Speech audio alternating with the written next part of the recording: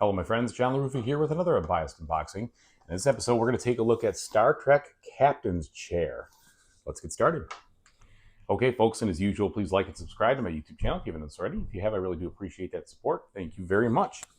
All right, so when we look at the back here, it's definitely an improvement over some other similar games that we've seen before from these two fantastic designers with regards to Mr. Terzi, Mr. Buckle. And I love the Imperium Horizons games and Imperium, all three of those, okay? They're great. And so when I saw this, I'm like, well, definitely going to be picking this one up because the other ones are so fantastic.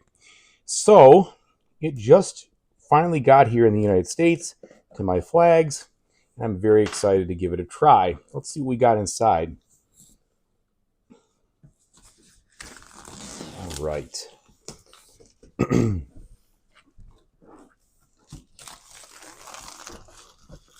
So this one did come with a promo in there, which we'll take a look at in just a minute. Get out of this. Okay, so I don't forget about it. All right, we'll take a look at that in a second.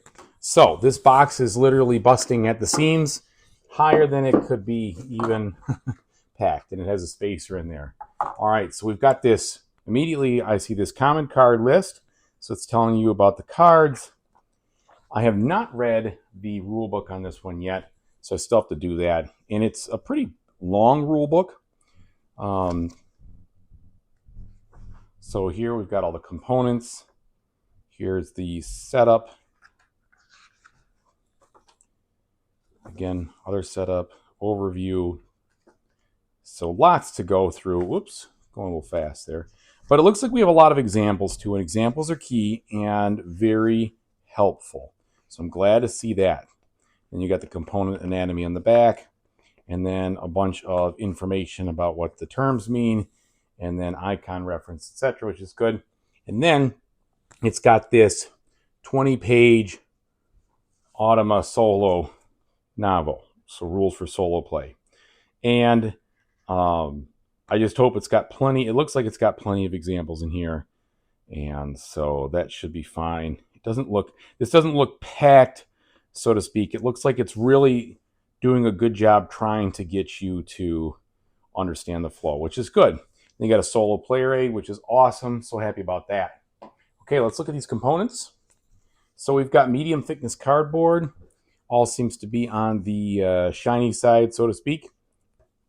All right, so we've got the player boards there and here.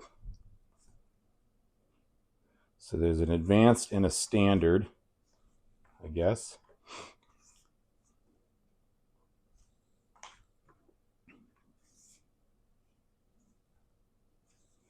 So those all look nice and easy to read and identify and everything else. So there we go. We've got a bunch of cardboard, different ships, more ships still, and then some tokens. So a lot more cardboard than the other, Imperium games. So I'm sure that'll play big into the gameplay. All right, and then we have what looks like, all right. So I'm going to guess this is the solo deck information as far as win, lose, etc. I saw that kind of on the back. Let's take a look at this. Card quality is pretty good. I'm going to, of course, sleeve these. So these look like player aids and then 5-year mission upgrades. Yeah, this is all pretty foreign to me as far as what we're doing here, but I'm sure it makes a bunch of sense once you get deeper into how this all works, etc. We have a scoring pad, which is good. Other game was a little tough to score, to be honest. All right, and it looks like here you've got just double-sided scoring sheets. Okay, then some wooden cargo-looking containers, which are interesting. They're not wooden. They're definitely plastic. But it's kind of interesting that they've got like a. I gotta see these. almost like they're hollow inside. Must be because they are. Yeah, definitely plastic. And you could see that there's like, I don't think it was molded that way, but maybe they're hollow and they're put together. I don't know, but they're cool. I like different looking components. I mean, the usual standard gems are fine, of course, but in cubes, but when you have something different, it's always pleasant to look at. Okay, what are these? Interesting. So these are like plastic. This has got to be part of the, the game board for organizing cards. So they've got a protective sheet on them. So I'll have to remove that.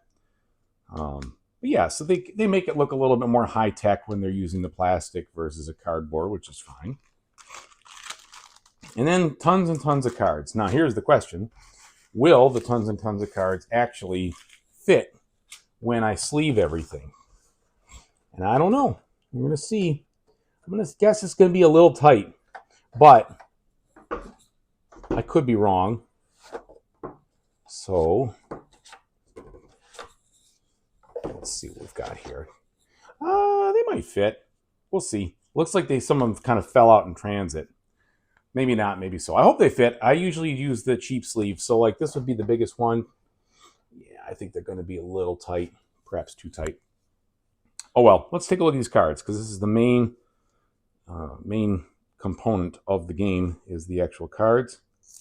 So what do we have here in this big fat deck? So here we've got some different ally cards. Card quality is pretty good. Artwork's good. Definitely easy to read. You can tell exactly what the card's doing on the bottom, but a lot of space in the card was reserved for the actual artwork, which is fine. And then you get one that's big like this. So there's a lot going on here. A lot on the cards. Definitely going to be language dependent for sure. So you have some things that are more schematic-like, and then some of the art stuff here. Oh, good old V'ger. So I am actually a fan of the content. I've seen most of Star Trek, to be honest. I've watched all the Next Generation, watched all of Voyager, watched all of the main movies. Pretty much, actually, all the movies, I guess, main or unmain. A lot of the old episodes and some of the Deep Space Nine stuff, and not so much the newest episodes. Those didn't really get me all that excited, but lots of content. So, I'll see how it goes. I always appreciated the fact that you never knew exactly what you were going to get with Star Trek, and that was kind of fun. It could be, combat heavy. It could be exploration or anomaly heavy. It could be something stupid that would be like, okay, we're going to skip this goofy holodeck episode that isn't really all that great in my mind. But you get all sorts of stuff, right? And it was always kind of a commentary on what was going on in the world at the time, seen in the lens of Star Trek, which I thought was kind of cool. So I don't think you're going to get any of that here, but I do appreciate the theme is what I'm getting at. So all these cards look good. There's definitely going to be a theme deck, or a deck for every one of the different ones. I'm not going to keep going through them. Let's just see what's on here. But really, the gameplay is going to be what's enticing. It is going to take. I want to make sure that I get deep into this one, so it'll be a little bit before I can give you a good review. But you can guarantee I will be giving you a review here. So it'll all be, of course, solo. So looks like we've got the cadet mode, and then here's the bot. Interesting. So I'm not sure how this works. So you could see different lieutenant bots and commander and captain bots, admiral bot. There we go. So looks like there's going to be some different skill levels there built in, and that'll be fun to look at. Now let's see what's in this promo here.